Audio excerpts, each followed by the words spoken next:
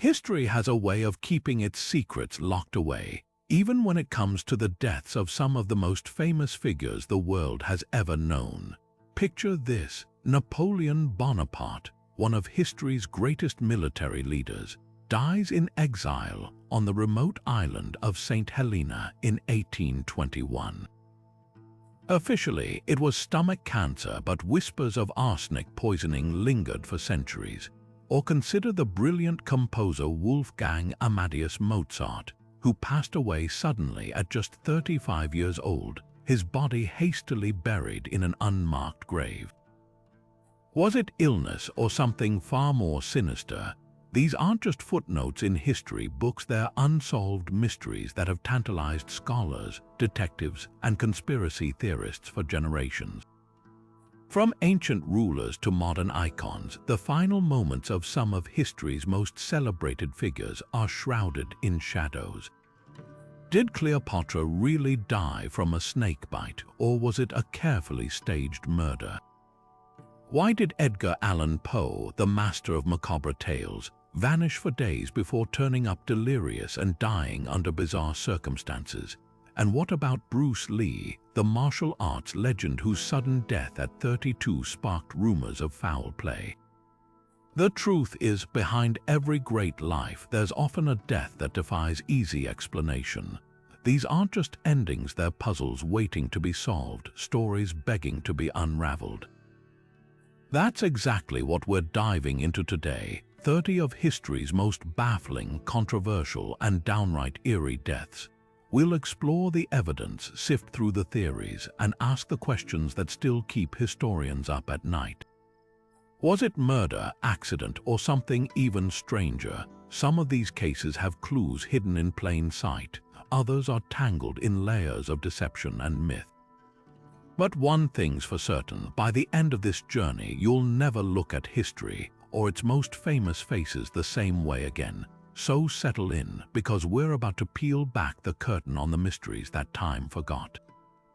Alexander the Great was just 32 years old when he collapsed at a banquet in Babylon, his body racked with fever. It was the year 323 before the Common Era, and the conqueror who had built an empire stretching from Greece to India had met his sudden, mysterious end. Officially, historians have pointed to malaria or typhoid fever, common killers in the ancient world, but whispers of murder began almost immediately. Some accounts suggest he was poisoned, perhaps by his own generals, who grew weary of his relentless campaigns and unpredictable temper. Others argue his years of heavy drinking weakened his body beyond recovery. The truth, even now, we don't know for certain. What happened next was almost as strange as his death. His body, according to legend, was preserved in a vat of honey, a practice used to slow decay in the sweltering Mesopotamian heat. For months, as his generals fought over the fragments of his empire, Alexander's corpse became a political pawn. Some stories claim his mummified remains were hijacked en route to Macedonia, diverted to Egypt, where he was eventually entombed in Alexandria. But here's the eerie part: within centuries, his final resting place vanished from history. To this day, no one knows where Alexander's body truly lies. Was he buried in secret, destroyed, or does his tomb still wait, hidden beneath some forgotten corner of the ancient world? The chaos that followed his death reshaped history. Without a clear heir, his empire splintered into warring factions, each led by former comrades now turned rivals. It's a haunting reminder, even the mightiest rulers can't control what happens after they're gone. And for Alexander, the questions didn't end with his last breath. They've only grown louder over 2,000 years. The Ides of March in 44 before the Common Era began like any other day in Rome until the whispers of betrayal turned deadly. Julius Caesar, the man who had conquered Gaul, crossed the Rubicon and declared himself dictator for life, arrived at the Senate House unaware that 60 senators had secretly plotted his demise. The warnings had been there, cryptic notes slipped into his hands, his wife Calpurnia's nightmares, even a soothsayer's chilling prophecy to beware the Ides of March. But Caesar brushed them aside, convinced of his own invincibility. What happened next became one of history's most infamous betrayals. As Caesar took his seat, the conspirators, led by Marcus Brutus, once his closest ally, closed in. According to ancient accounts, they struck 23 times. Each dagger thrust a symbol of their fractured loyalty. The final blow came from Brutus himself, prompting Caesar's legendary last words, "You too, my child." Whether he spoke them or not, the moment sealed Brutus's place in history as the ultimate traitor. But here's where it gets even stranger. Many of the assassins believed they were saving the Roman Republic from tyranny, not realizing their actions would plunge Rome into fresh chaos. The aftermath was anything but orderly. Instead of restoring democracy, Caesar's death ignited a power struggle that would eventually lead to the rise of his adopted heir, Octavian, and the birth of the Roman Empire. The conspirators, hunted down one by one, met brutal fates, some by suicide, others in battle, and as for those omens, they didn't stop with Caesar's death. For months, reports flooded in of comets blazing across the sky, statues weeping blood, and eerie sightings of Caesar's ghost. Even nature seemed to mourn. The sun dimmed for an entire year, crops failed, and diseases spread. Whether coincidence or curse, the message was clear. Killing a man like Caesar came with consequences no one could escape. Centuries later, we're still piecing together the truth. Was Brutus a noble patriot or a pawn in a much larger game? Did Caesar suspect his fate, or was his confidence truly his undoing? And perhaps the most haunting question of all, if he had heeded those warnings, how different might history have been? The assassination didn't just end a life, it changed the course of an empire, leaving behind a legacy as sharp and enduring as the daggers that felled him. It was supposed to be the final triumphant leg of a journey that would cement her place in history. On July 2, 1937, Amelia Earhart and her navigator Fred Noonan took off from Lee, New Guinea, aiming for Howland Island, a tiny speck in the Pacific Ocean. But as the world held its breath, their Lockheed Electra vanished without a trace, leaving behind nothing but static-filled radio transmissions and a mystery that would endure for decades. The official explanation, a simple crash into the ocean after running out of fuel. Yet from the moment her plane disappeared, theories began swirling like storm clouds over the Pacific. Some believe Earhart and Noonan missed Howland Island entirely, eventually crash landing on Nikumaroro, an uninhabited atoll nearly 400 miles off course. Over the years, tantalizing clues emerged: a piece of aluminum believed to match her plane, bones once dismissed as male but later speculated to match Earhart's frame, even a jar of freckle cream, a product she famously used. Then there's the more controversial theory that the Japanese military captured her after she strayed into their territory. Conspiracy theorists point to grainy photos allegedly showing Earhart in custody, while others claim she was executed as a spy. But here's the twist: no concrete evidence has ever surfaced to prove either scenario, leaving historians to sift through rumors and blurred documents. In recent years, technology has breathed new life into the search. High-resolution sonar scans have mapped vast stretches of ocean floor near Nikumaroro, while forensic anthropologists re-examined those disputed bones with modern tools.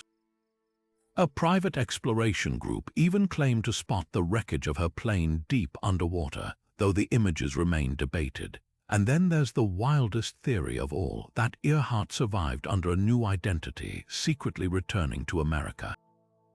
Some point to a woman named Irene Bolam, who bore a striking resemblance to the aviator, though she vehemently denied the connection. What makes Earhart's disappearance so haunting isn't just the lack of answers, it's the symbolism.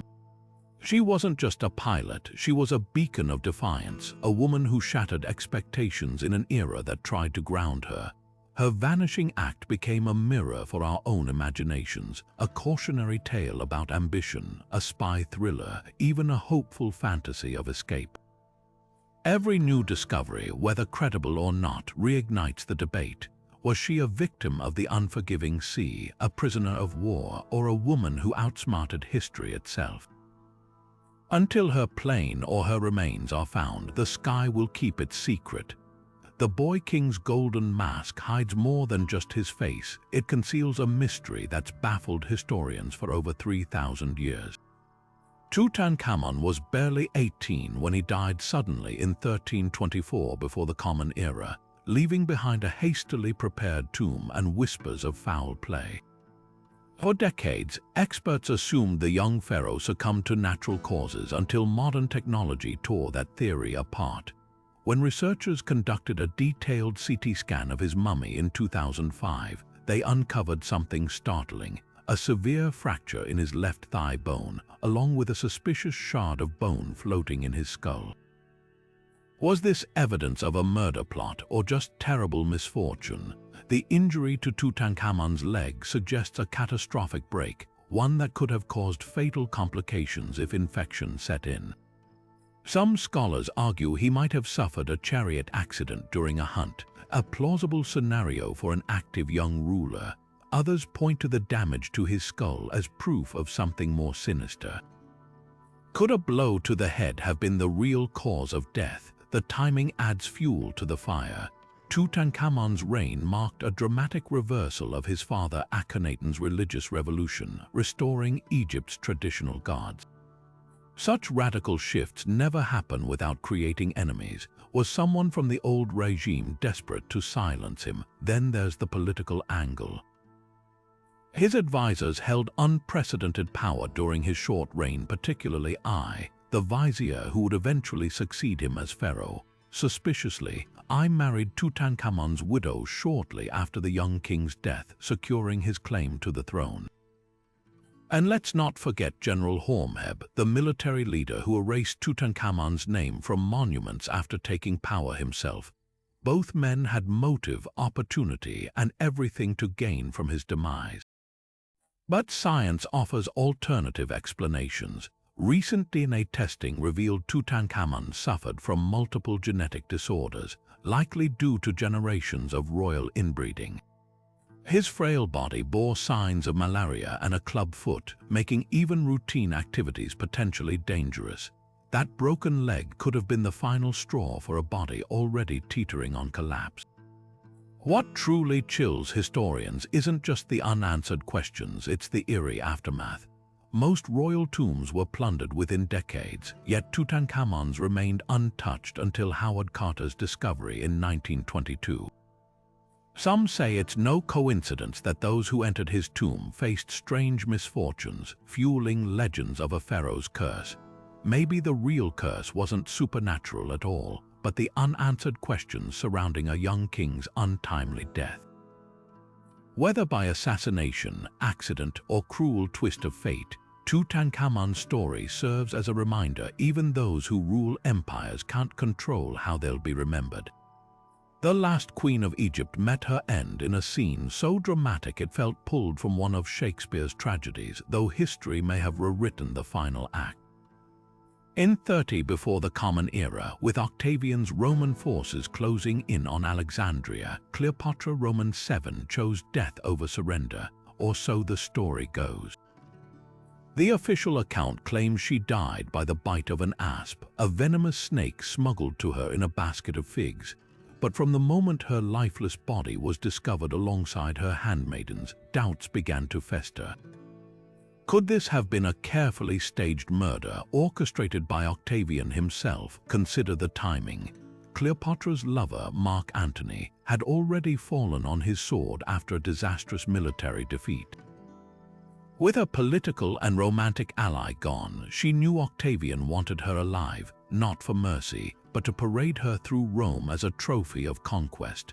A public humiliation would have shattered her legacy, turning the revered pharaoh into a spectacle. Suicide preserved her dignity, but here's the catch. Octavian had every reason to ensure she never made it to Rome. A dead Cleopatra was far less dangerous than a living one who might inspire rebellion.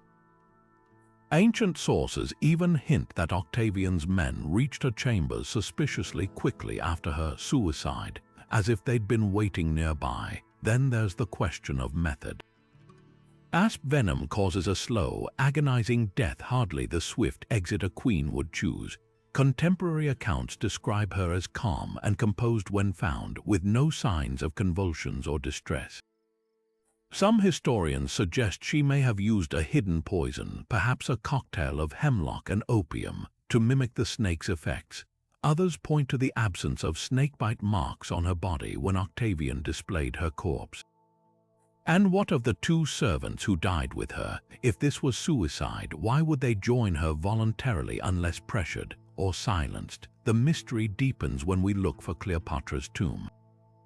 She and Antony were said to be buried together in a lavish mausoleum, a final act of defiance against Rome. But despite centuries of searching, their resting place remains one of archaeology's great unsolved puzzles.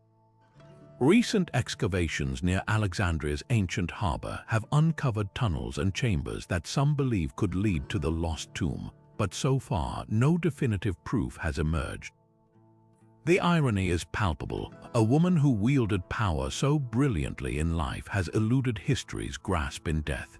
What makes Cleopatra's end so haunting isn't just the unanswered questions, it's the symbolism. Her death marked the fall of an empire, the end of 3,000 years of pharaonic rule. Whether by her own hand or another's, she ensured her story would never be reduced to a Roman triumph.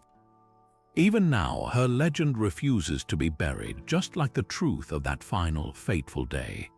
They called her a heretic, a witch, a girl possessed by demons, but to the people of France, Joan of Arc was nothing short of a miracle.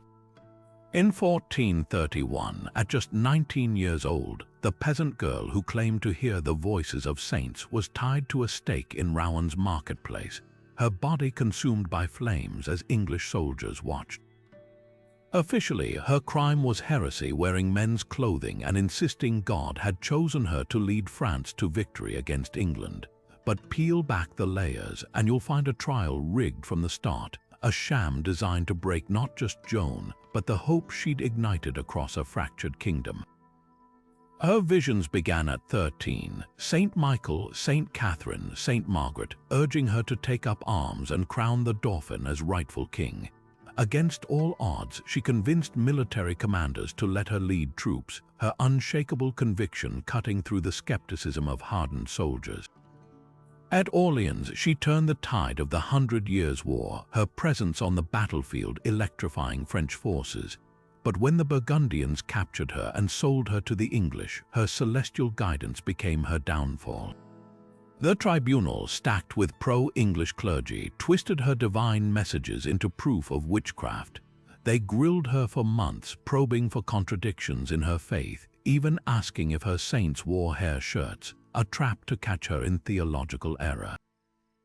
Modern scholars now see her trial as a masterclass in political theater. Burning Joan wasn't just about punishing heresy, it was about dismantling her symbolic power. The English needed to prove her a fraud to invalidate Charles VII's coronation, which she'd orchestrated. But here's where the mystery deepens. Centuries later, fragments of bone and cloth surfaced in a Paris pharmacy attic, labeled as Joan's relics. Forensic analysis in 2006 revealed something startling. The remains belonged not to a young woman, but to an Egyptian mummy from between 6 and 3 centuries before the Common Era. Was this a medieval hoax or evidence that Joan's body was never truly reduced to ashes as claimed? Theories swirl like smoke from that long-ago pyre. Some suggest loyalists smuggled away pieces of her remains to venerate in secret. Others argue the entire relic was a pious forgery, crafted to sustain her cult after the church rehabilitated her name. What's undeniable is the irony. A girl condemned for wearing men's armor was posthumously dressed in the trappings of sainthood. Even her executioner later claimed to fear damnation, haunted by her dying whisper of Jesus as the flames climbed higher. Joan's legacy burns brighter than ever, but the truth of her final moments remains shrouded. Was her death purely political theater, or did something more primal drive her accusers? Fear of a peasant girl who spoke to God louder than any priest. Her ashes were supposedly scattered in the Seine to prevent relics, yet 600 years later, we're still sifting through the remnants of her story, searching for the woman beneath the myth. One thing's certain, no fire could erase the mark she left on history. The night of December 30th, 1916 should have been simple. Poison the man, shoot him, make sure he stayed dead. But Grigory Rasputin, the Siberian mystic who'd wormed his way into the Russian royal family's trust, refused to die quietly. His assassins, a group of aristocrats led by Prince Felix Yusupov, had plotted for weeks, convinced his grip over Tsar Nicholas II and Tsarina Alexandra was destroying the empire.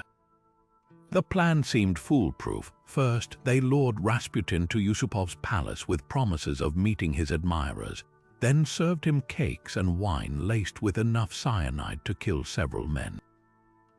Yet as the minutes ticked by, Rasputin merely grew more animated, laughing and eating as if untouched by the poison. Was it a botched dose or something stranger? Panicked, Yusupov fetched a revolver and shot Rasputin point blank in the chest. The monk collapsed, blood soaking his silk shirt, only to stagger back to his feet moments later, lunging at his attacker with a fury that sent the prince fleeing. Another conspirator, Vladimir Purishkevich, fired 4 more shots into Rasputin's back as he crawled toward the courtyard. They bound his body in a curtain, dragged him to the frozen Neva River, and shoved him through a hole in the ice. Even then, the autopsy revealed water in his lungs, proof he'd still been breathing when he hit the river. How did a peasant with no formal power become so feared that killing him required near mythic effort? Rasputin's rise was as bizarre as his death. Claiming divine visions, he arrived in St. Petersburg in 1903, his piercing eyes and unshakable calm drawing followers.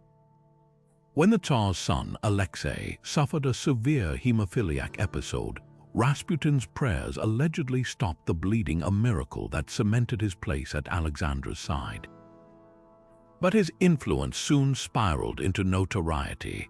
Rumors of orgies, drunken sermons, and political meddling made him a lightning rod for scandal.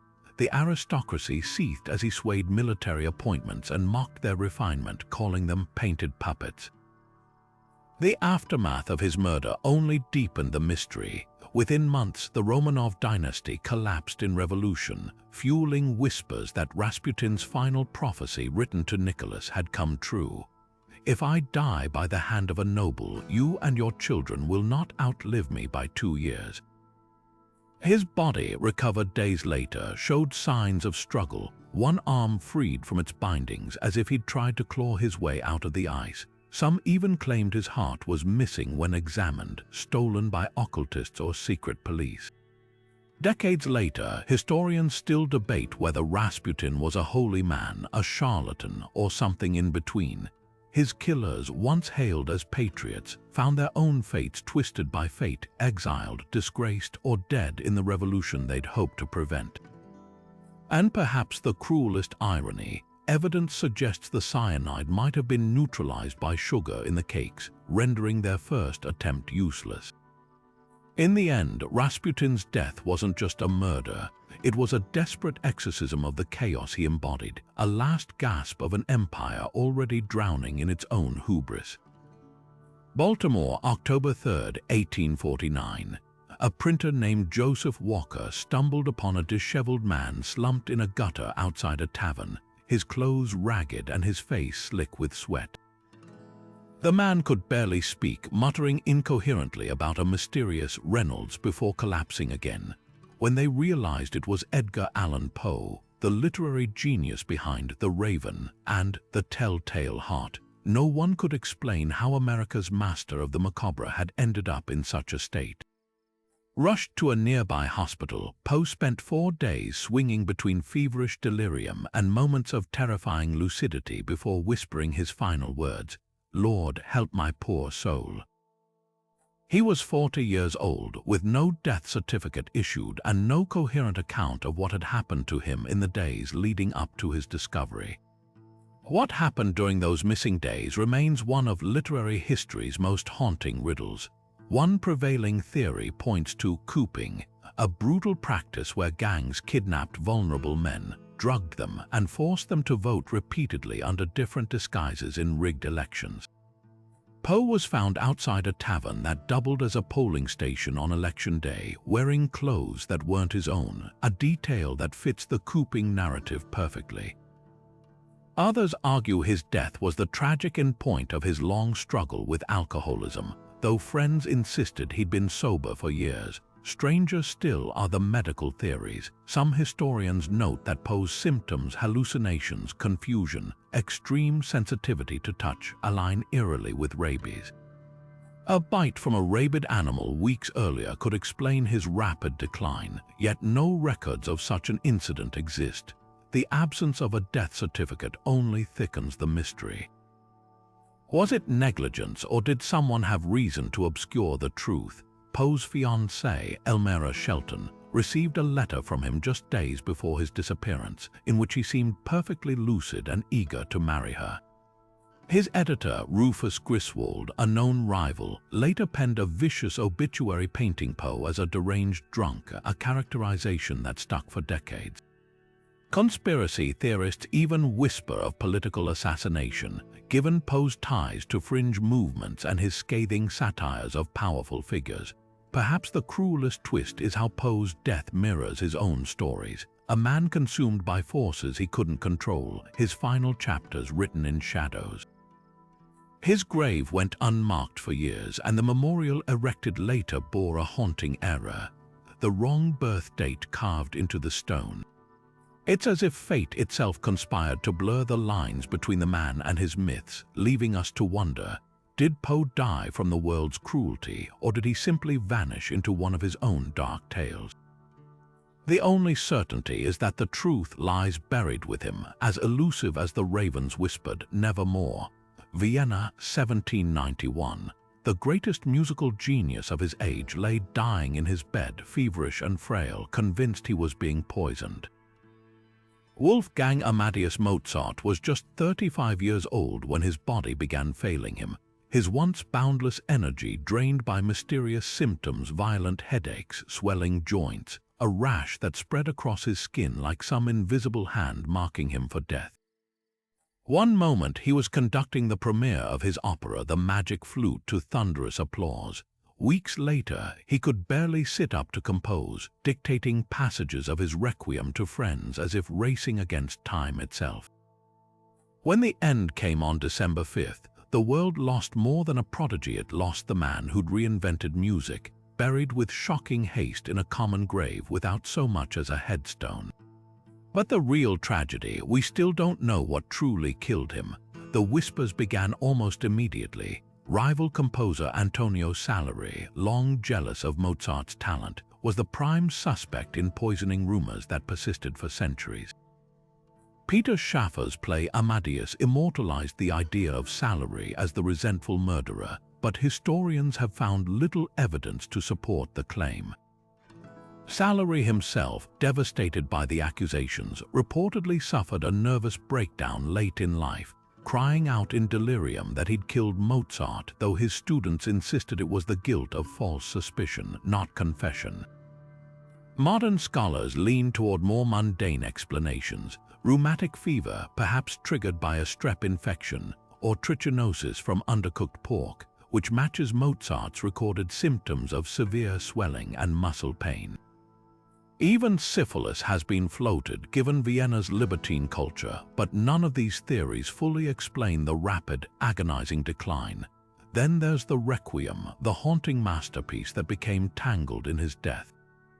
Commissioned anonymously by Count Franz Wolsegg, who planned to pass it off as his own work, the composition took on eerie significance as Mozart's health failed. Legend says he believed he was writing his own funeral music, a notion amplified by the dramatic timing. He died before completing it, leaving only sketches for his student Franz Süssmayr to finish. The chilling Lacrimosa movement, the last Mozart ever penned, breaks off mid-measure as if death itself interrupted the ink on the page, but the gravest insult came after his passing. Despite his fame, Mozart was buried in a standard third-class grave, not out of disrespect but due to Austrian regulations mandating communal interments to prevent disease. A storm that day kept mourners from following the coffin to St. Mark's Cemetery, and when his widow Constance returned weeks later, even the gravediggers couldn't pinpoint his exact resting place. Today, a memorial pillar stands where he's believed to lie, but the truth is as elusive as the man's final melodies. What lingers isn't just the mystery of his death, but the cruel irony of it all. Here was a composer who'd given the world Don Giovanni and the Marriage of Figaro, whose notes seemed channeled from the divine, yet he died as anonymously as a pauper. Whether by poison, illness, or sheer exhaustion from a life lived at breakneck speed, Mozart's end feels like one of his own operas cut short in the final act, leaving the audience forever yearning for the resolution they'll never hear. The laughter of the audience still echoed through Ford's Theatre when the gunshot rang out on April 14, 1865. President Abraham Lincoln slumped forward in his box seat, a single bullet lodged behind his left ear. John Wilkes Booth, the famed actor-turned-assassin, leaped onto the stage below, shouting, "Sic semper tyrannis," thus always to tyrants, before vanishing into the night. Lincoln, carried across the street to a boarding house, would never regain consciousness, dying the next morning as the nation reeled. Booth's motives were clear. A fanatical Confederate sympathizer, he saw Lincoln as a dictator who destroyed the South. But the deeper question lingers: was he truly acting alone, or were there darker forces pulling the strings? Booth's hatred had festered for years. Enraged by Lincoln's push to grant voting rights to Black Americans, he'd originally plotted to kidnap the president, hoping to trade him for Confederate prisoners. But with the Civil War ending and Richmond fallen, desperation turned his plan to murder. What many don't realize is that Booth wasn't the only assassin that night. His co-conspirators simultaneously targeted Secretary of State William Seward, stabbed in his bed but miraculously surviving, and Vice President Andrew Johnson, whose would-be assassin lost his nerve. This wasn't the work of a lone madman, it was a coordinated coup attempt. Yet the conspiracy theories go even deeper. Some historians point to Lincoln's own cabinet, particularly Secretary of War Edwin Stanton. Stanton's strange behavior, like allegedly barring Lincoln's trusted bodyguard from the theater that night, fueled speculation. Others whisper of Confederate leadership involvement, citing coded letters between Jefferson Davis and his spies. The most chilling theory, that Booth was secretly working for radical factions within the Union who feared Lincoln's plans for post-war reconciliation, were too lenient toward the South. Then there's the eerie aftermath. Booth's flight ended in a fiery standoff at a Virginia barn, where he was shot dead under murky circumstances. 8 co-conspirators were tried, 4 hanged, but key evidence vanished, including Booth's diary with missing pages. Even Lincoln's deathbed seemed touched by fate. The mattress, soaked with his blood, was later cut into relics as if the nation couldn't let go. The truth may be simpler or far more tangled. Lincoln's death reshaped Reconstruction, leaving the South harsher policies under Johnson, a man ill-equipped to heal the nation's wounds. Whether Booth acted as a rogue extremist or a pawn in a grander scheme, one thing's certain: the echoes of that gunshot didn't just end a life, they altered the course of American history. The Tower of London in the summer of 1483 held a secret that would haunt England for centuries. 12-year-old Edward V and his 9-year-old brother Richard of Shrewsbury, the sons of the late King Edward IV, had been placed there for their protection by their uncle, Richard the Duke of Gloucester. Officially, they were awaiting Edward's coronation, but by autumn the boys had vanished without a trace. Their uncle had declared himself King Richard III, and whispers of murder began to seep through the kingdom like fog along the Thames. The most damning theory points squarely at Richard. Contemporary accounts, like Sir Thomas More's History of King Richard Roman III, claim he ordered their deaths to secure his hold on the throne. Skeptics argue More wrote decades later under the Tudor regime, which had every reason to vilify Richard. but the timing is suspicious. Within months of their disappearance, Richard faced rebellions fueled by outrage over the prince's fate. Even his allies grew uneasy when the boys stopped appearing in public, their absence as conspicuous as a missing piece in a royal tapestry. Then there's Henry VII, who defeated Richard at the Battle of Bosworth in 1485. Some historians suggest he had just as much motive to ensure the princes never resurfaced. His claim to the throne was weak, resting on his marriage to their sister Elizabeth of York. If the boys were alive when Henry took power, killing them would have been politically expedient. The fact that he never produced them or allowed investigations speaks volumes. The mystery took a grisly turn in 1674. Workers renovating the tower uncovered a wooden chest beneath a staircase in the White Tower, inside 2 small skeletons. King Charles II ordered them interred in Westminster Abbey as the presumed princes, but modern science has only deepened the enigma. Examinations in 1933 suggested the bones belonged to children roughly the right ages, with the elder showing signs of a jaw deformity Edward was known to have. Yet without DNA testing, which the Abbey refuses to permit, we can't be certain. The darkest question isn't just who killed them, it's how far the conspiracy reached. Were the boys smothered in their sleep, as more claimed? Did Richard's loyalists act without his orders, or did Henry's agents quietly dispose of them after Bosworth? The tower's stones keep their silence, but the prince's ghosts linger in the shadows of English history, a reminder that even crowns can't hide bloodstains. Saint Helena, 1821, and the world's most feared conqueror lay dying in a damp, rat-infested house. Napoleon Bonaparte, the man who'd once redrawn the map of Europe, now ruled nothing but a few cramped rooms on a speck of rock in the middle of the Atlantic Ocean. Officially, the cause of death was stomach cancer, the same disease that had killed his father. But from the moment his corpse was laid out for examination, suspicions swirled like the island's relentless winds. Had the British poisoned him? Was it arsenic in his wine, or something far more personal, a slow, silent revenge for humbling empires? The autopsy seemed straightforward. Napoleon's stomach was riddled with lesions consistent with advanced cancer. But here's the catch: arsenic was everywhere in 19th century life, from wallpaper to hair tonic, and traces found in his hair decades later could have been incidental. Yet the levels were curiously high, and the symptoms he described in his final months, violent stomach pains, swollen legs, chronic thirst, mirror acute arsenic poisoning. Even stranger, his personal staff reported his wine tasted bitter in the weeks before his death, and his favorite servant, the loyal Marchand, refused to drink it.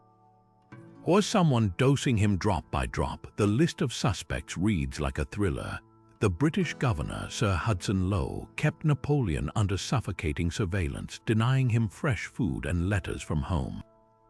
Some historians argue Lowe wouldn't dare assassinate a prisoner of Napoleon's stature, while others point to his obsessive hatred. He once sent guards to measure the exiled emperor's hat, paranoid he might escape disguised as a woman. Then there's Count Charles de Montholon, a disgraced aristocrat turned attendant who stood to inherit a fortune from Napoleon's will. Decades later, his wife's memoirs hinted he'd smuggled arsenic into the wine, though whether out of greed or as a British pawn remains unclear. And let's not forget the bizarre postscript, the theft of Napoleon's penis. During the autopsy, a priest and several doctors allegedly pocketed souvenirs, locks of hair, teeth, even slices of his heart. But the most macabre relic, his member purportedly severed and spirited away by a Corsican doctor. For over a century, this unusual artifact passed through collectors' hands before ending up in New Jersey, where it was DNA tested in 2007. The results were inconclusive, but the symbolism is hard to ignore. Even in death, Napoleon was carved up, commodified, and fought over. Perhaps the greatest irony is how his exile became his final victory.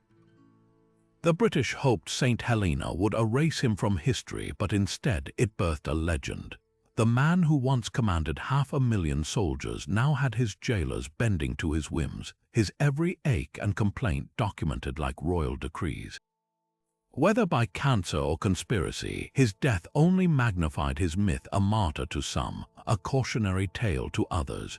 2 centuries later, we're still picking through the evidence, testing hairs and debating poisons, because Napoleon understood one truth better than anyone: how you die can shape history as much as how you live. The basement of the Ipatiev house in Yekaterinburg was meant to be a temporary holding cell, not a slaughterhouse. On July 17, 1918, Tsar Nicholas II, his wife Alexandra, and their 5 children were roused from sleep by Bolshevik guards under the pretense of an evacuation. Downstairs, in a cramped, windowless room, the family was told to line up for a photograph. What happened next wasn't an execution, it was a massacre. 11 men with revolvers and bayonets opened fire, but the chaos of ricocheting bullets and thick smoke turned the killing into a gruesome spectacle. The Romanovs, clad in gem-studded undergarments that inadvertently deflected some shots, were finished off at point-blank range. Even the family spaniel was bayoneted to silence its barks. The murder was meant to erase the Romanovs, but their disappearance only fueled decades of speculation. The bodies, hastily loaded onto a truck, were dumped into a mine shaft, then later moved to an even more remote grave when rumors spread of the burial site's discovery. What the killers didn't count on was the sheer incompetence of their cover-up. Acid and fire failed to fully destroy the remains, leaving bones strewn in a shallow pit beneath a road, unmarked but not forgotten. The location became a grim secret passed among locals, waiting for a time when the truth could surface. That moment came in 1979, when amateur sleuths found the grave but kept quiet to avoid Soviet scrutiny. Only after the USSR's collapse were the remains exhumed and analyzed. DNA tests confirmed the identities through mitochondrial DNA matches with living relatives, including Britain's Prince Philip. Yet 2 bodies were conspicuously missing: Alexei, the hemophiliac heir, and one of his sisters, Maria or Anastasia. This gap reignited old myths of escape. Conspiracy theorists seized on alleged sightings: a woman in Berlin claiming to be Anastasia, a Polish factory worker insisting she was Maria, even rumors that Alexei was smuggled to Tibet. The most enduring legend centered on Anna Anderson, whose decades-long campaign to be recognized as Anastasia captivated the world. Films and books spun her story into fantasy, but science delivered the final blow. In 1994, DNA from her hair proved no relation to the Romanovs. The real closure came in 2007, when a second grave revealed the missing children's remains, their bones bearing the scars of bayonet thrusts and gunpowder burns. But even now, questions linger. Why were the executions so frenzied, almost panicked? Did local Bolsheviks act alone, or were orders issued from Moscow? And what of the cryptic note found in the killer's possession, mentioning a ritualistic element? The Romanovs' fate is more than a crime. It's a mirror held up to revolution's darkest impulses, where the line between politics and butchery blurs. Their ghosts haunt Russia still, as the last Tsar and his family inch toward sainthood in the Orthodox Church. Their remains finally laid to rest, yet their story far from laid to rest. Bruce Lee was in the prime of his life, 32 years old, a global icon reshaping martial arts and cinema, when he collapsed in a Hong Kong apartment on July 20, 1973. The official cause of death, cerebral edema, a swelling of the brain so sudden it seemed to defy logic. One moment he was discussing script changes for Game of Death with actress Betty Ting Pei. The next he was writhing in pain, complaining of a headache before slipping into unconsciousness. By the time doctors reached him, it was too late. The man who'd made water famous with his philosophy of adaptability had met an end as baffling as it was tragic. The medical explanation pointed to a hypersensitive reaction to Iquagic, a painkiller he'd taken for a headache. But Bruce Lee wasn't just anyone, he was a physical specimen who'd spent years pushing his body to superhuman limits. How could a man who could knock out opponents in seconds be felled by a pill? Almost immediately, alternate theories erupted like sparks from a nunchuck strike.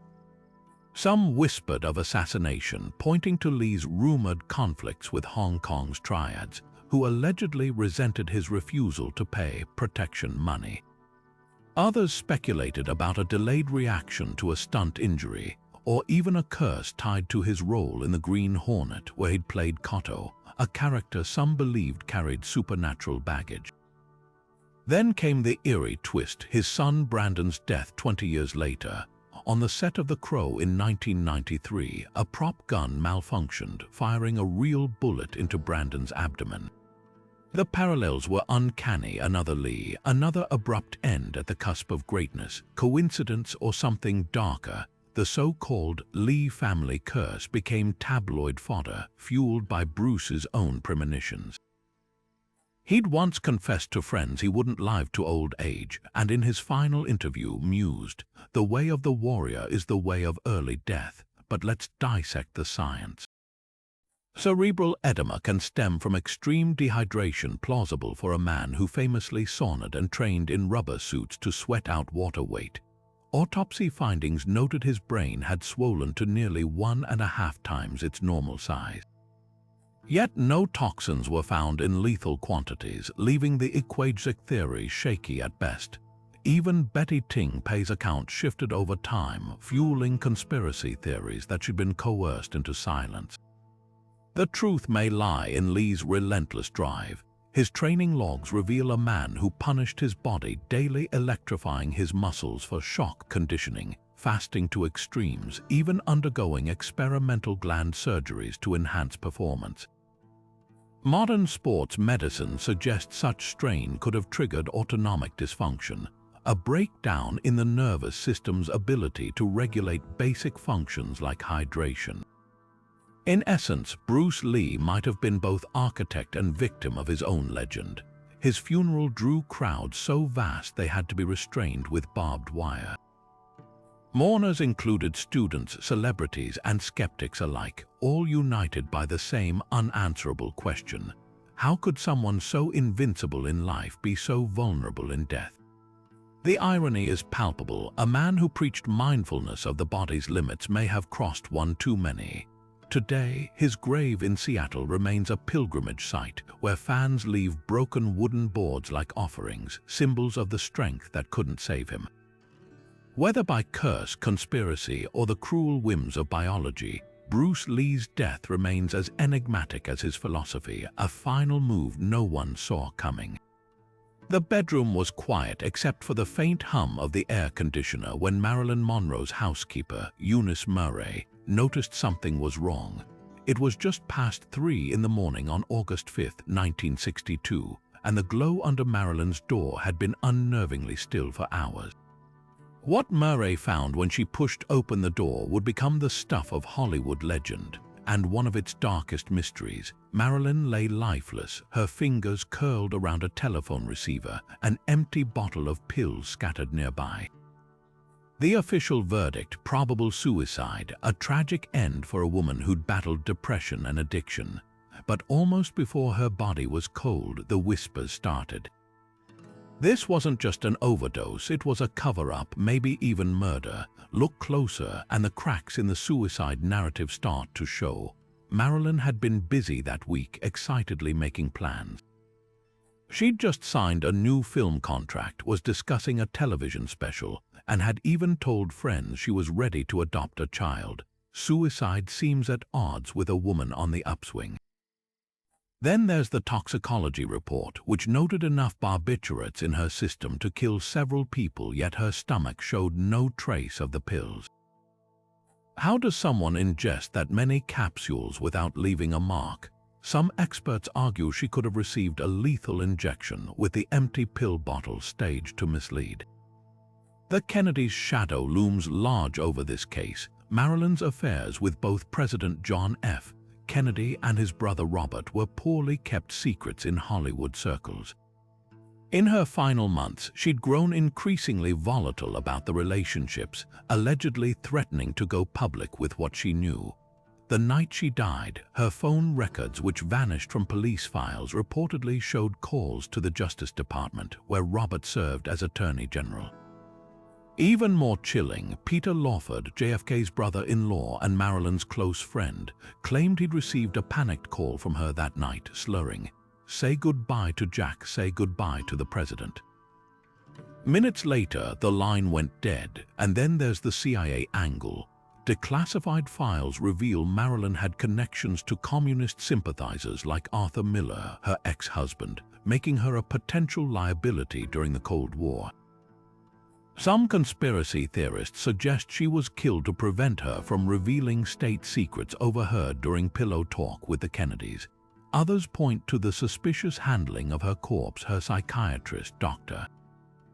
Ralph Greenson, arrived before the police and allegedly washed her stomach, destroying potential evidence. Even the coroner's inquest was riddled with irregularities. Witnesses changed stories, evidence was lost, and the LAPD closed the case with bewildering speed.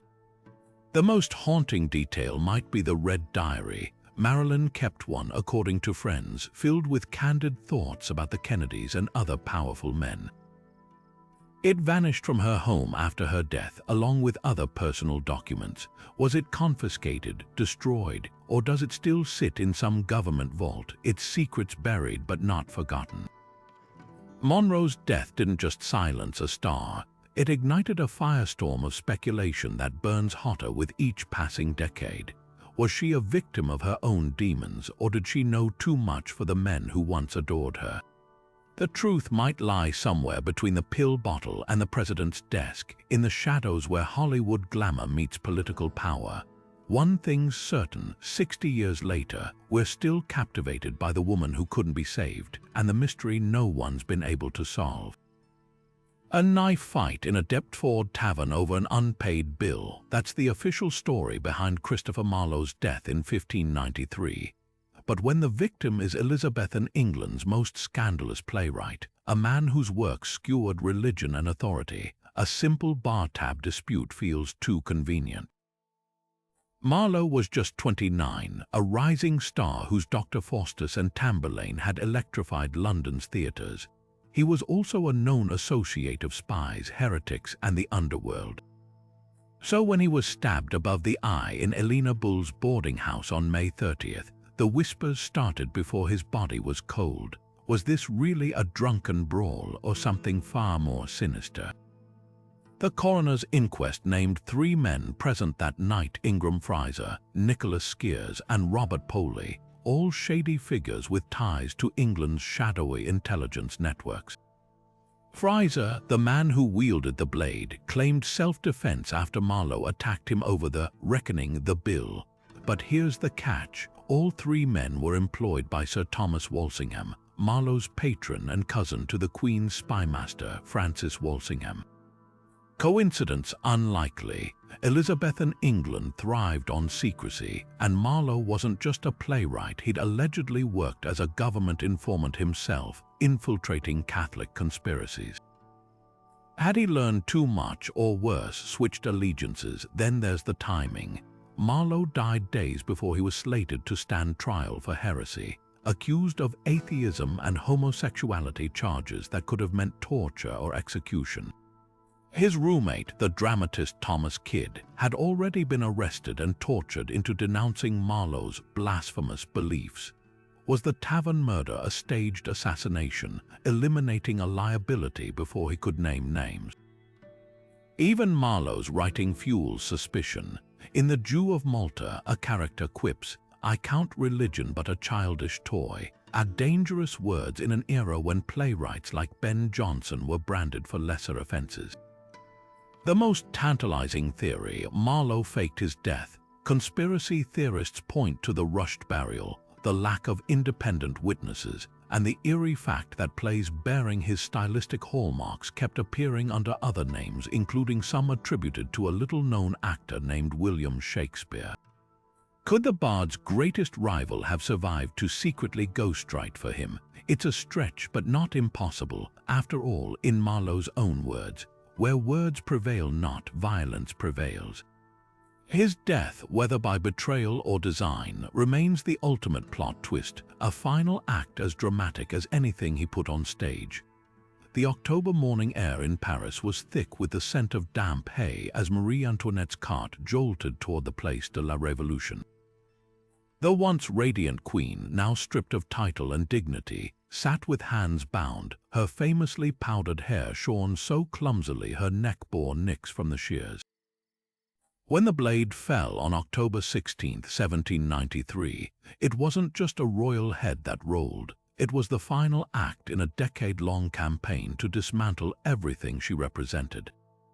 The woman who'd been branded Madame Deficit by revolutionaries would become history's most misunderstood royal, her death overshadowed by a phrase she never uttered: "Let them eat cake." The infamous quote first appeared in Rousseau's writings when Marie Antoinette was still a child in Austria, yet it clung to her like a curse. In truth, her alleged extravagance was exaggerated, while she did spend lavishly on gowns and renovations to the Petit Trianon. France's financial crisis stemmed from decades of war debt and systemic corruption. What made her a target wasn't just her spending, it was her foreignness. Born Maria Antonia of Austria, she was painted as the ultimate outsider, a Elotrichian, a pun meaning both the Austrian woman and the bitch who danced while Paris starved.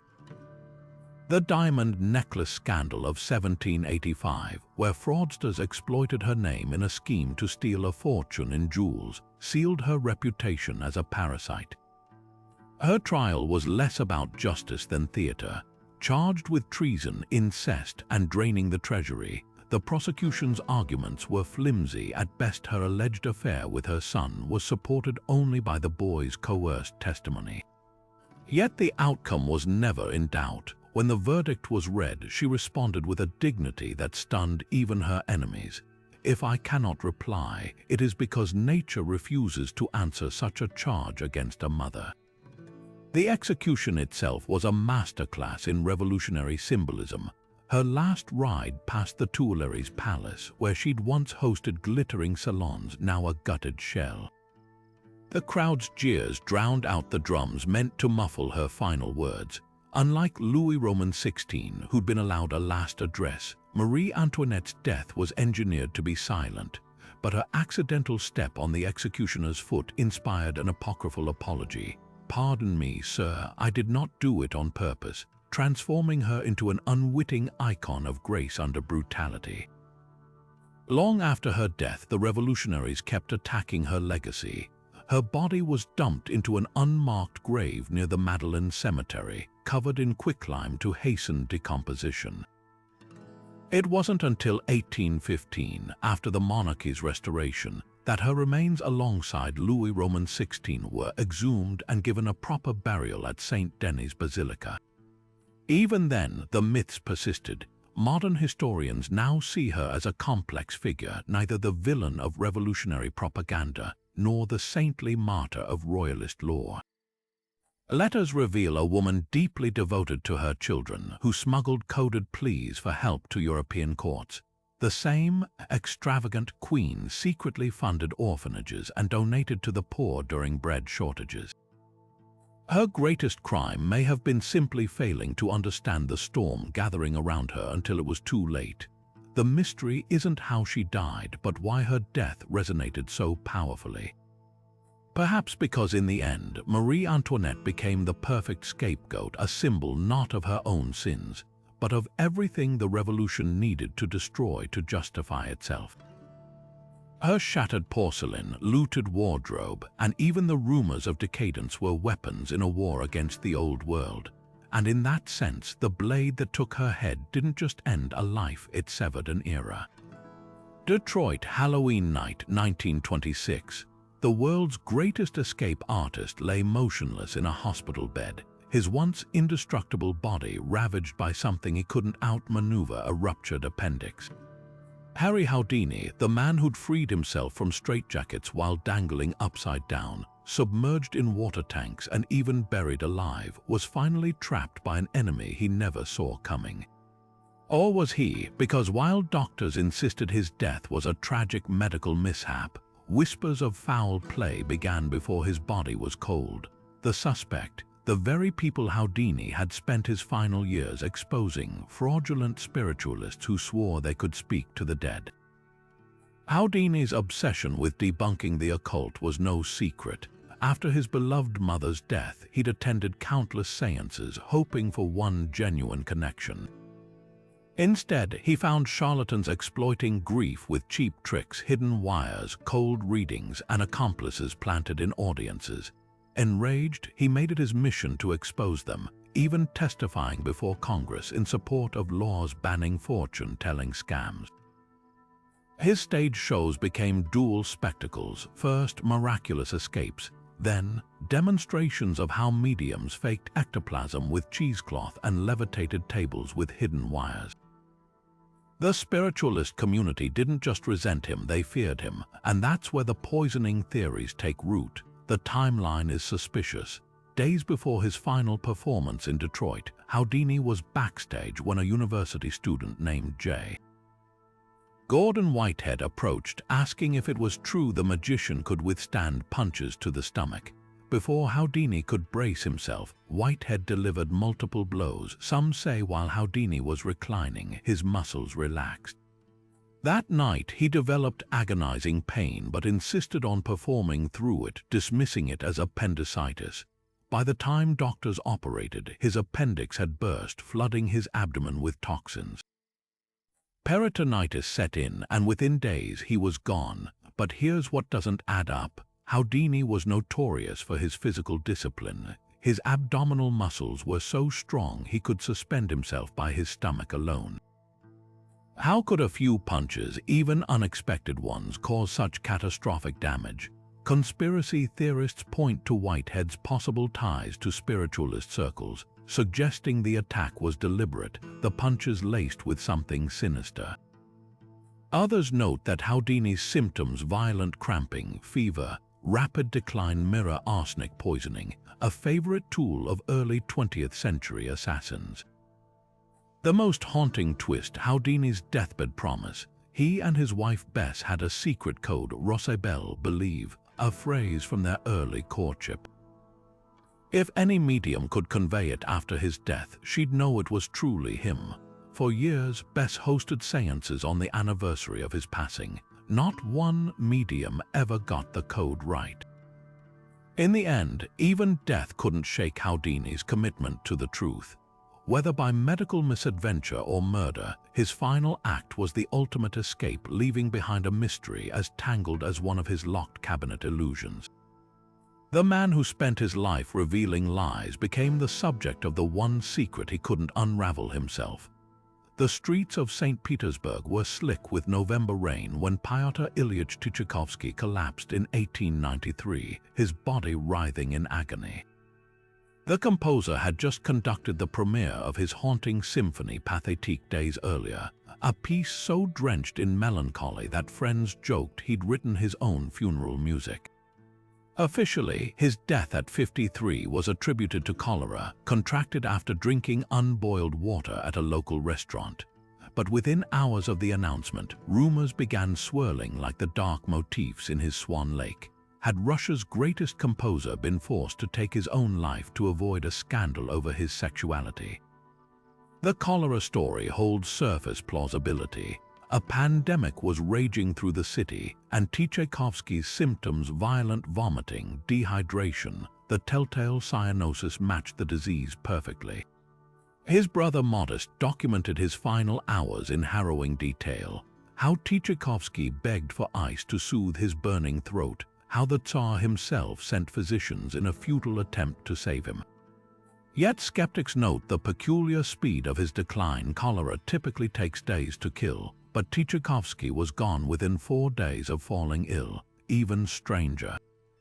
Despite cholera's contagious nature, none of the friends keeping vigil at his bedside contracted it. That's where the suicide theory takes root.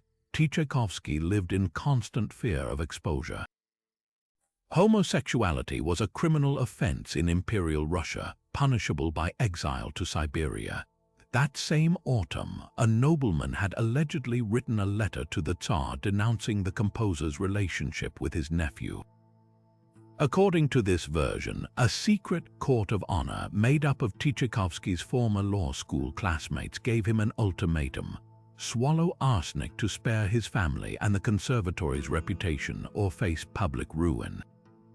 The arsenic would mimic cholera's symptoms, creating a plausible cover story. Supporting this, Tchaikovsky's sudden, frantic composing of the Pathétique, as if racing against an invisible deadline, and his strange remark after conducting it: "I regard this symphony as the best thing I've ever done, and I shall die with it on my conscience."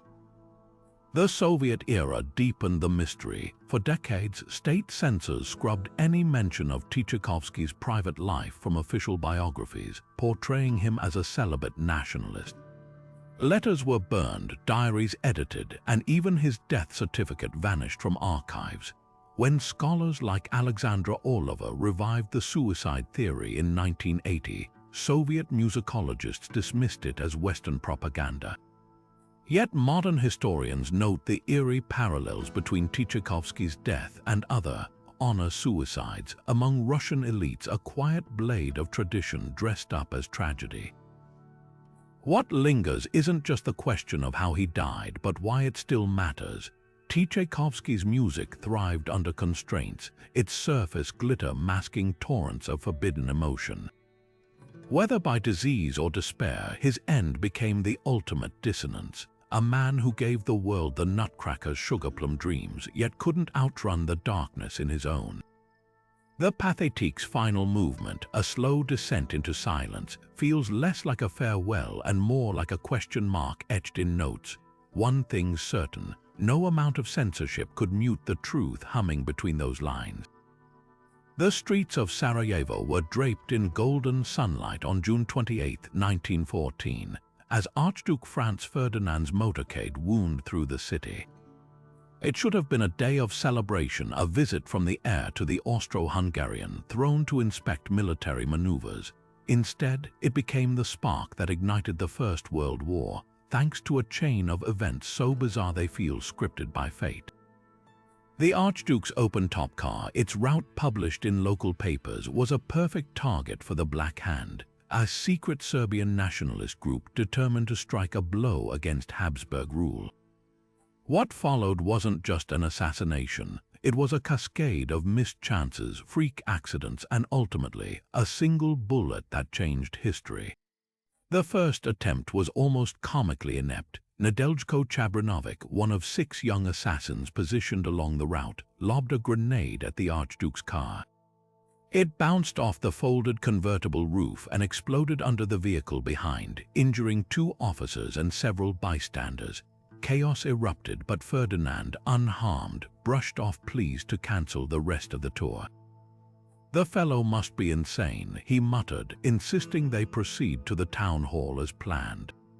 Here's where the story twists. Instead of altering his route to avoid further attacks, Ferdinand's driver took a wrong turn onto Franz Joseph Street, a dead end where, by sheer coincidence, another would-be assassin, 19-year-old Gavrilo Princip, stood nursing a sandwich outside Moritz Schiller's Delicatessen. Princip, who'd given up hope after the botched bomb attack, suddenly found the Archduke's car reversing directly toward him. He drew his pistol and fired twice at point-blank range, hitting both Ferdinand and his wife, Sophie. The 2 shots were lethal, but the true tragedy lay in their aftermath. Within weeks, Austria-Hungary declared war on Serbia, triggering a domino effect of alliances that plunged the world into its first global conflict. Millions would die because of those few seconds on a sunlit street, yet the murder itself was riddled with ironies. Sophie, despised by Habsburg courtiers for her lowly, noble birth, had only been allowed to ride beside Ferdinand that day as a rare concession. Their dying words to each other, whispered as the car sped toward the hospital, were a tender refrain. "Don't die, darling, live for our children," but who really orchestrated the attack? The Black Hand's shadowy leader, Dragutin Dimitrijevic, known as Apis, was a Serbian military officer with a flair for subterfuge. Evidence suggests Serbian intelligence may have armed and trained the assassins, though the government officially denied involvement. When Austria demanded justice, Serbia's tepid response, offering only partial cooperation, became the pretext for invasion. Yet some historians argue the Archduke's death was convenient for certain factions in Vienna, who saw him as too moderate on Slavic autonomy. His reformist views might have saved the empire. His martyrdom doomed it. Princip's fate was equally tragic. Too young for the death penalty under Habsburg law, he was sentenced to 20 years in prison, where tuberculosis and malnutrition left him skeletal before his death in 1918. "The jail's damp walls," he wrote, "are my world now." He never lived to see the war's end or the Yugoslav state he'd dreamed of creating. Today, the spot where he fired those shots is marked by a Sommer plaque, while the car license plate II-118 sits in a Vienna museum, its blood-stained upholstery preserved like a relic. What makes this assassination so haunting isn't just its consequences, but its sheer improbability. Had the driver not taken that wrong turn, had Ferdinand heeded warnings to stay away, had Princip not lingered for a sandwich, history might have unfolded in silence instead of gunfire. The Archduke's death reminds us that the smallest choices, the most random intersections, can tilt the world toward catastrophe. And sometimes the weight of an era rests on the trigger finger of a teenager who never meant to start a war, only to end an empire. The Paris apartment smelled of stale cigarettes and burned coffee when Pamela Courson found Jim Morrison slumped in the bathtub on July 3, 1971. The Doors frontman, just 27 years old, was pronounced dead on arrival at the hospital officially from heart failure, a conclusion scribbled hastily on paperwork that would later vanish into bureaucratic oblivion. No autopsy was performed, no independent witnesses examined the body. By the next morning, Morrison was sealed inside a pine coffin and buried in Père Lachaise Cemetery under a storm of rumor and contradiction, leaving behind one of rock music's most enduring mysteries. Did the Lizard King really die that night, or was his departure staged like one of his psychedelic stage exits? Paris in the summer of '71 was Morrison's self-imposed exile. Fleeing legal troubles in America after a Miami concert riot, he'd abandoned the leather pants and shamanic persona for a quieter life, writing poetry in cafes, chain-smoking Gauloises, and reportedly battling a heroin habit that friends claimed he'd kicked. That final evening, Courson insisted they'd attended a movie, Pursued, at the Cinema Mac Mahon, then returned home where Morrison complained of breathing problems before retreating to the bath. But inconsistencies pile up like unopened fan mail. The cinema's manager swore no one matching Morrison's description attended that night. A bartender at the nearby Rock and Roll Circus Club recalled serving him absinthe hours after his alleged death. Even Courson's own accounts shifted, first claiming she'd found him in bed, later settling on the bathtub story. Then there's the missing autopsy. French law typically required one for sudden deaths, especially involving foreigners, yet Morrison's death certificate lists no examining physician. The doctor who signed it, Max Vassil, faced accusations for years of falsifying medical records for celebrities. When pressed, he claimed Morrison's corpse showed no needle marks, odd, given Courson's own admission that heroin was in the apartment. The sealed coffin only fuels speculation. Morrison's father, a Navy admiral, arranged for immediate interment without a public viewing despite pleas from bandmates. By the time a French judge ordered an exhumation in 1973, the coffin was deemed too fragile to open, conveniently preserving whatever secrets lay inside. Conspiracy theorists have feasted on the gaps for decades. Some insist Morrison faked his death to escape fame, pointing to grainy photos of a bearded man resembling him in Southeast Asia years later. Others whisper of a CIA hit, alleging his lyrics referenced government mind control programs like MK Ultra. The most plausible theory remains a heroin overdose covered up by Corson to avoid scandal, a fate shared by Janis Joplin and Jimi Hendrix within the same cursed 12-month span. Even the grave offers no peace. Fans still flock to Père Lachaise, leaving whiskey bottles and joints on his tombstone, while archivists pore over his final notebook. Its last scribbled line, last words out. Whether a confession, a prophecy, or just another Morrison riddle, one thing's certain: his exit was as enigmatic as his lyrics, a finale written in disappearing ink. I's rise to power was as swift as it was suspicious. The elderly vizier, who had served as young Tutankhamun's closest advisor, wasted no time in securing the throne after the boy king's mysterious death. He married Tut's widow, Ankhesenamun, a union etched awkwardly into history on the walls of Tutankhamun's own tomb, where I is depicted performing the opening of the mouth ritual, a role traditionally reserved for the heir. But his reign lasted barely 4 years before he too was dead, his name systematically chiseled from monuments, his legacy erased with a thoroughness that reeked of vengeance. Was I the architect of Tut's demise, only to become a victim of the same bloody game? The Amarna period was a cauldron of political and religious upheaval. Akhenaten, Tut's father, had upended centuries of tradition by rejecting Egypt's pantheon of gods in favor of the sun disk Aten, plunging the kingdom into chaos. When Tutankhamun took the throne, he and I orchestrated a return to orthodoxy, but restoring the old gods meant wresting power back from Akhenaten's entrenched loyalists. I's sudden prominence suggests he played both sides, maneuvering himself into a position where he could eliminate the young pharaoh and step into the void. The fact that Tut's burial was rushed, his tomb smaller than a nobleman's, hints at a regime desperate to bury more than just a body. Then there's the curious case of I's own death.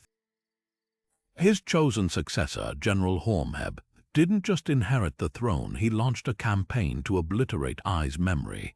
Temples were defaced, inscriptions hacked away, as if Horemheb were purging a stain on history. This wasn't standard succession, it was a scorched earth rewrite. Some scholars argue Horemheb's fury points to I's guilt. Perhaps the general discovered I had orchestrated Tut's murder and retaliated posthumously. Others speculate I's death itself was unnatural, a poison slipped into his wine, a staged accident. The irony is bitter. The man who may have killed a king to seize power found his own reign cut short by the same brutality.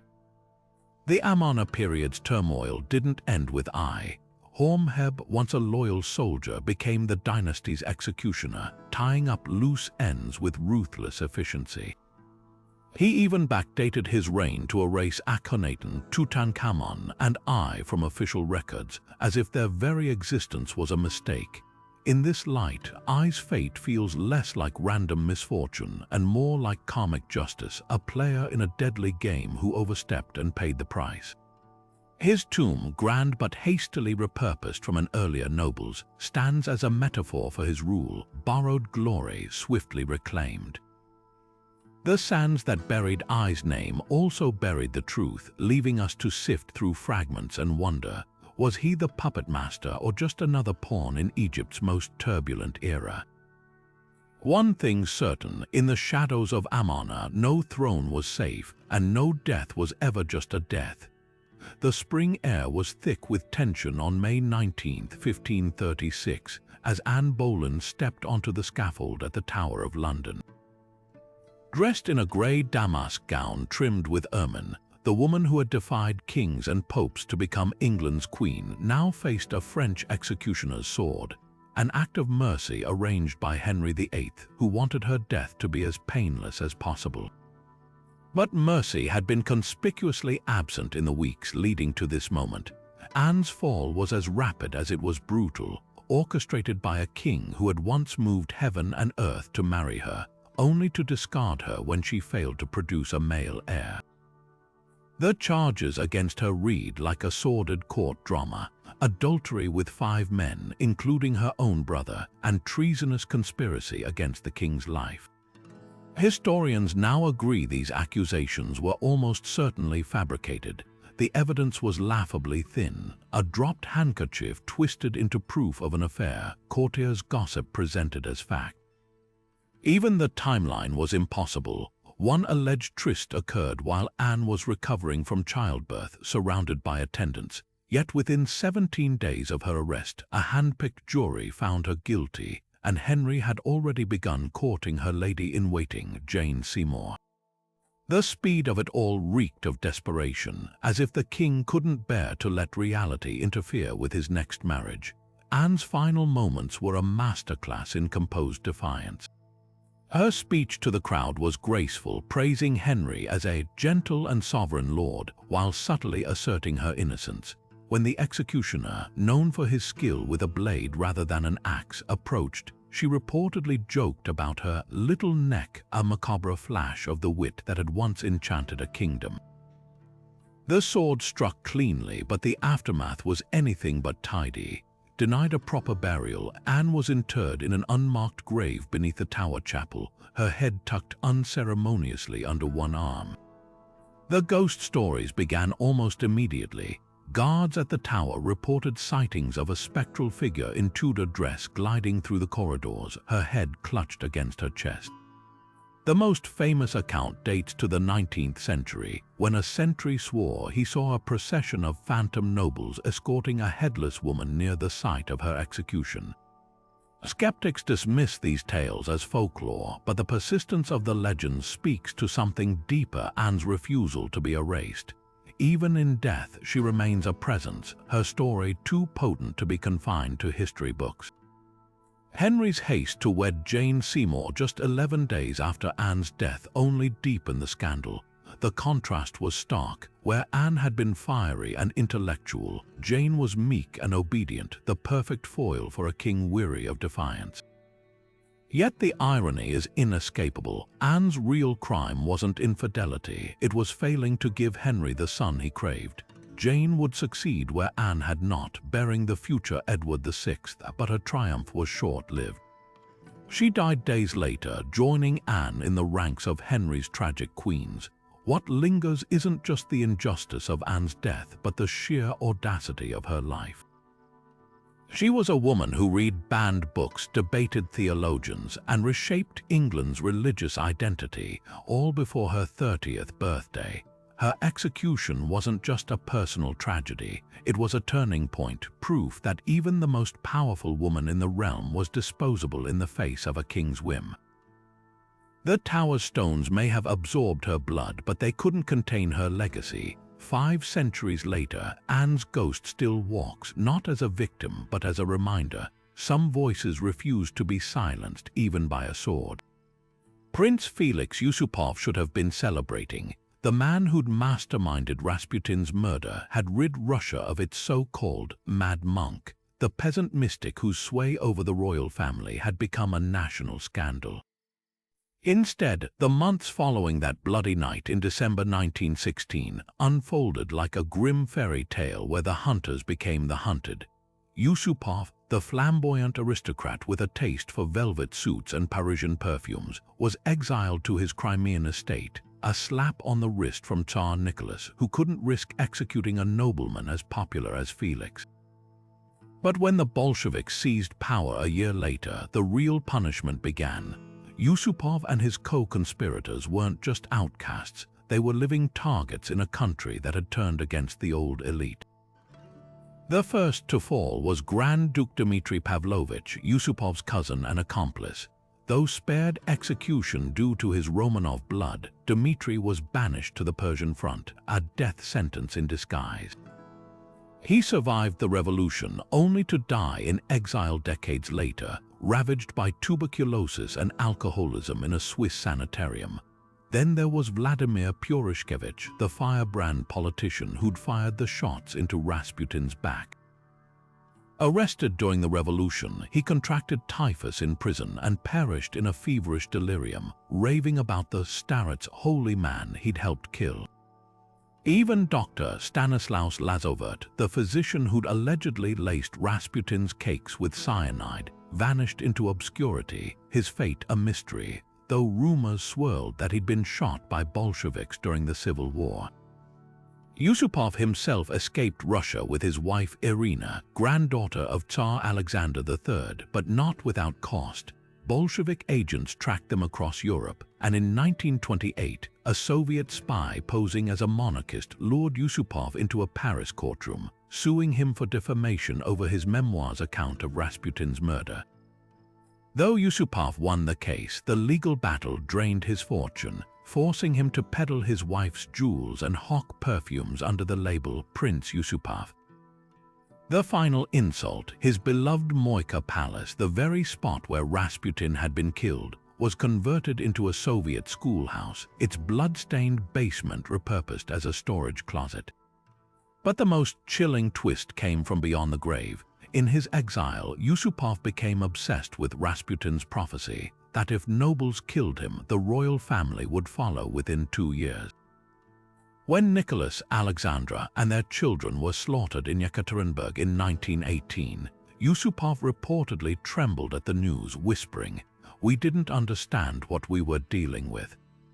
Even decades later, living in a dingy Paris flat, he kept Rasputin's icon in a drawer, as if the starret's gaze still followed him. By the time Yusupov died in 1967, penniless and largely forgotten, the curse had outlived nearly everyone involved. The only survivor of note, Rasputin's daughter Maria, who became a lion tamer in America, a fitting metaphor for the man whose legacy proved too wild for even his killers to contain. The upstairs bathroom at Graceland felt like a steam room in the sweltering August heat when Elvis Presley's fiancée, Ginger Alden, found him face down on the floor just past noon on August 16, 1977. The king of rock and roll was 42 years old, his body already stiff with rigor mortis, a book about the Shroud of Turin splayed beside him, the official cause of death. Cardiac arrhythmia, a sudden heart failure exacerbated by years of prescription drug abuse and poor health. But within hours of the news hitting the airwaves, the whispers started. No one wanted to believe the man who'd cheated death so many times in tabloid rumors could actually be gone. Was this really the end, or just another chapter in the Elvis mythos? The medical evidence paints a grim picture. Elvis's autopsy revealed a liver twice its normal size, arteries clogged with plaque, and a cocktail of 14 different drugs in his system, including codeine, Valium, and Quaaludes. His personal physician, Dr. George Nishapoulos, known as Dr. Nick, had prescribed over 10,000 doses of uppers, downers, and painkillers in the 8 months leading to his death. Yet Elvis's decline wasn't just physiological, it was spiritual. The once vibrant performer had become a recluse, shuffling through Graceland's halls in a drug-induced haze, his paranoia so severe he'd fire guns at televisions if Robert Goulet appeared on screen. But here's where the conspiracy theories ignite. The Memphis coroner's report was sealed for 50 years at the family's request, fueling speculation about suppressed truths. Some claim Elvis was murdered, that his bodyguard, Sonny West, discovered him alive hours earlier, but was ordered to delay calling an ambulance to ensure he wouldn't survive. Others point to Elvis's fascination with the FBI's witness protection program, suggesting he staged his death to escape mounting debts and the suffocation of fame. The most persistent rumor that he's alive, hiding in plain sight as a Michigan gas station attendant or an Arkansas berry farmer, his iconic sneer obscured by a graying beard.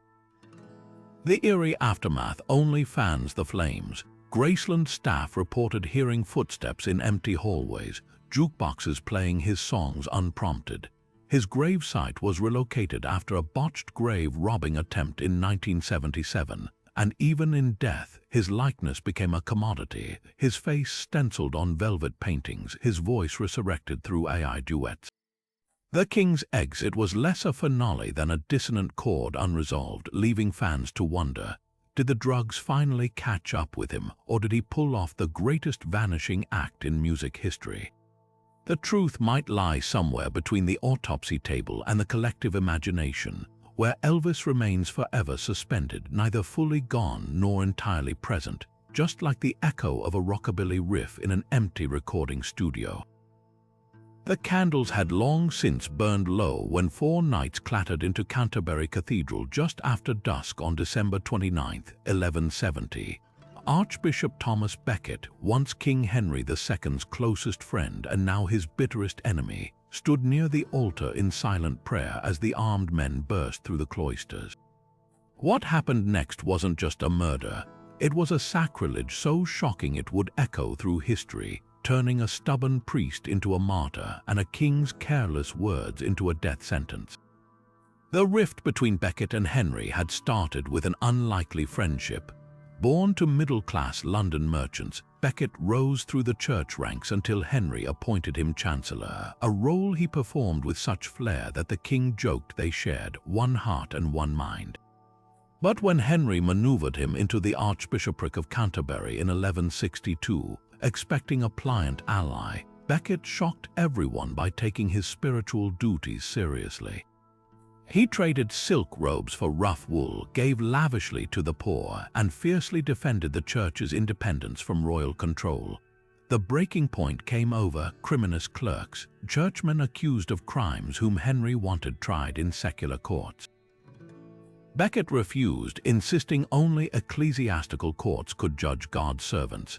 Their clash wasn't just legal, it was personal. Henry felt betrayed, Becket cornered. Then came the fateful outburst. At a Christmas court in Normandy, Henry reportedly raged, "Will no one rid me of this turbulent priest?" Whether he meant it as an order or mere frustration remains debated, but 4 knights, Reginald Fitzurse, Hugh de Morville, William de Tracy, and Richard le Breton, took his words literally. Crossing the Channel in secret, they cornered Becket in his own cathedral. Eyewitness accounts describe the archbishop refusing to flee, calmly stating, "I am ready to die for God." The first blow, likely from Fitzurse's sword, sliced off his skullcap, the second hacked into his scalp. As Becket knelt, gripping the altar, Le Breton's strike severed the crown of his head, splattering blood and brain matter across the stone floor. One witness claimed the killer planted his foot on the corpse's neck, proclaiming, "Let us away, he will rise no more." The aftermath was seismic. Miracles were reported at Becket's tomb within weeks, blind pilgrims regaining sight, cripples walking, and Canterbury became Europe's most popular pilgrimage site. Henry, horrified by the backlash, performed public penance, walking barefoot through Canterbury's streets while monks flogged him with rods. But the real twist came 3 centuries later when Henry VIII, another king locked in battle with the church, ordered Becket's shrine destroyed during the dissolution of the monasteries. Gold and jewels were looted, bones burned, and the martyr's name scrubbed from prayer books, yet Becket's legacy proved harder to erase than his relics. Modern forensics tell a grisly tale. In 2016, scientists analyzing a bone fragment long venerated as Becket's confirmed it dated to the 12th century and showed signs of blade trauma. The fragment, hidden for centuries by secretive monks, now rests in a humble reliquary, a far cry from the gem-encrusted shrine that once drew Chaucer's pilgrims. What endures isn't just the story of a king's rage or a priest's defiance, but the paradox at its heart. Becket died defending institutional power, yet became a symbol of individual conscience. His murder reminds us that words spoken in anger can outlive empires, and that the most turbulent priests sometimes become the saints we remember longest. The darkness of the tomb had preserved her like a secret for over 2,000 years when archaeologists pried open the layered caskets in 1971. Inside, they didn't find a skeleton, they found her. Xinjui, the Marquise of Dai, lay submerged in an unknown liquid, her skin still supple, her eyelashes delicate as if she just closed her eyes. This wasn't mere mummification, it was as if time itself had hesitated to touch her. The noblewoman, who died around 163 before the Common Era, is often called the best preserved human body in history, but her astonishing condition is only the first layer of the mystery. The autopsy performed on Lady Di's body revealed a life of luxury and a death written in her very veins. Blocked arteries, a heart clogged with plaque, and evidence of a massive heart attack painted the picture of a woman whose privileged lifestyle, rich foods, little exercise caught up with her in her 50s. But what's truly remarkable is how modern her ailments feel. She suffered from conditions we associate with contemporary life: obesity, diabetes, even a slipped spinal disc. In her final moments, she likely clutched her chest after eating a melon. Seeds were found undigested in her stomach. It's a strangely intimate detail, connecting us across millennia to a woman who gasped for breath just as we might today. Yet the greater enigma lies in how she defied decay. Her tomb was no ordinary burial. Nestled deep within Mount Mawangdui in China's Hunan province, her coffin was encased in layers of charcoal and white clay, creating an airtight, bacteria-free seal. The mysterious liquid she floated in contained traces of mercury, likely used as an antiseptic, and her silk-shrouded body was wrapped in 20 layers of fabric so meticulously that oxygen couldn't penetrate. But here's the twist: despite ancient China's expertise in preservation, no other Han Dynasty tomb has yielded a body like hers. Was this a fluke of chemistry, or did her mourners possess knowledge lost to history? The treasures buried with her whisper of a civilization obsessed with the afterlife. Over 1,000 artifacts surrounded her: lacquered dinnerware, exquisite silk paintings depicting the cosmos, even a perfectly seasoned meal of spiced venison. Most haunting is the inventory slip found in the tomb, listing every item to ensure nothing was missing in the next world. But one thing wasn't on the list: her own husband's body. The Marquis's tomb, though grand, held only bones. Why was she granted this near immortality when he wasn't? Some scholars speculate her family, grief-stricken, poured unprecedented resources into her burial. Others wonder if her death, sudden and possibly painful, sparked fears that her spirit needed extra comfort in the afterlife, the most unsettling detail. Her tongue protruded slightly, her face frozen in what might have been a final gasp. For all the care taken to preserve her, no one could smooth away that last moment of mortal struggle. Today, she rests in a climate-controlled museum, her body studied but never replicated, her secrets lingering like the faint herbal scent that clung to her wrappings. We can diagnose her heart attack, analyze the silks, even recreate the recipes from her tomb, but we'll never fully unravel how or why Lady Di stepped out of time while the rest of the world moved on. The Bastille's damp stone walls held more than prisoners; they swallowed secrets whole, and none was more carefully guarded than the man who entered its cells in 1698, his face forever hidden behind a mask of black velvet. When this mysterious captive died in November 1703, the prison register listed him only as Marchioli, buried in an unmarked grave with his iron mask melted down to erase its shape from history. But who was he? The question has tantalized scholars for centuries, spinning theories from royal twins to disgraced generals, all while the Sun King's most infamous prisoner took the truth to his grave. Start with the facts, and they're frustratingly sparse. The mask wasn't the hinged iron contraption of Hollywood legend, but a simpler velvet covering with stiffened joints, enough to obscure his features without hindering basic needs. Guards were forbidden to speak to him or repeat his words. He occupied relatively comfortable quarters, even playing the lute to pass time. Yet the precautions were extreme: multiple cell changes, trusted jailers sworn to secrecy, and a strict ban on revealing his face. This wasn't just punishment, it was erasure. The most persistent theory casts him as the king's illegitimate twin. Louis XIV's mother, Anne of Austria, allegedly gave birth to twins in 1638, but fearing the chaos of dual heirs, concealed the second child. Proponents point to the prisoner's striking resemblance to Louis, reported by a doctor who glimpsed him unmasked, and the mask's purpose, not to punish but to prevent recognition that could inspire rebellion. Yet no birth records support this, and twins in royal families weren't automatically seen as threats. Then there's the disgraced general, the Duc de Vermandois.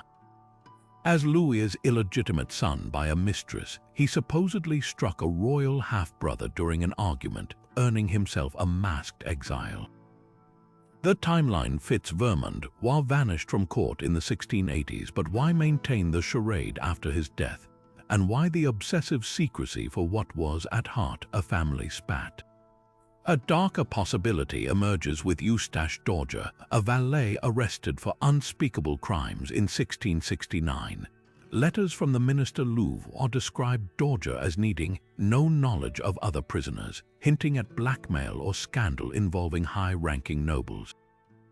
Some historians speculate he overheard state secrets about the affair of the poisons, a witch hunt that nearly toppled Louis's court, or witnessed something that could have shattered the monarchy's carefully crafted image. The cruelest irony, the mask may not have been about his identity at all, but about protecting the king's. In an era when a monarch's power rested on divine mystique, any crack in the facade, whether a hidden twin's existence or a servant's inconvenient truths, could unravel public faith. By erasing one man, Louis preserved the illusion of absolute control. The Bastille stones kept their secret, but the legend endures, a riddle wrapped in velvet and buried in quicklime, reminding us that sometimes history's most fascinating figures are the ones it tried hardest to forget. The fields of Woolpit were golden with late summer wheat when villagers stumbled upon the most baffling sight they'd ever witnessed: two children, their skin tinged a vivid green, huddled at the edge of a wolf pit in 12th century Suffolk. Terrified and speaking an unintelligible language, the brother and sister were taken to the home of local knight Sir Richard de Calne, where their strange tale grew even stranger. The children refused all food for days until someone brought them fresh green beans, which they devoured with desperate urgency. As they slowly adapted to their new surroundings, their skin lost its otherworldly hue. The boy, frail from the start, grew sickly and died within a year, but his sister thrived, eventually learning English and recounting a story that defied belief. She claimed they came from a place called St. Martin's Land, where everything was tinged green and the sun never rose above the horizon. They'd been herding their father's cattle when they heard a loud noise like church bells and suddenly found themselves in Woolpit's fields, blinded by the harsh sunlight. Historians have wrestled with this account for centuries. One theory suggests the children were Flemish immigrants, possibly orphans from a nearby settlement whose language and pallor, perhaps caused by malnutrition or arsenic poisoning from copper mines, made them seem alien. Another posits they were refugees from a hidden underground community, their green skin the result of a diet heavy in leafy greens or a rare genetic condition. The noise they described as bells could have been the clanging of nearby monastery bells, disorienting them as they fled some unseen danger. But the most haunting possibility connects them to older Celtic myths.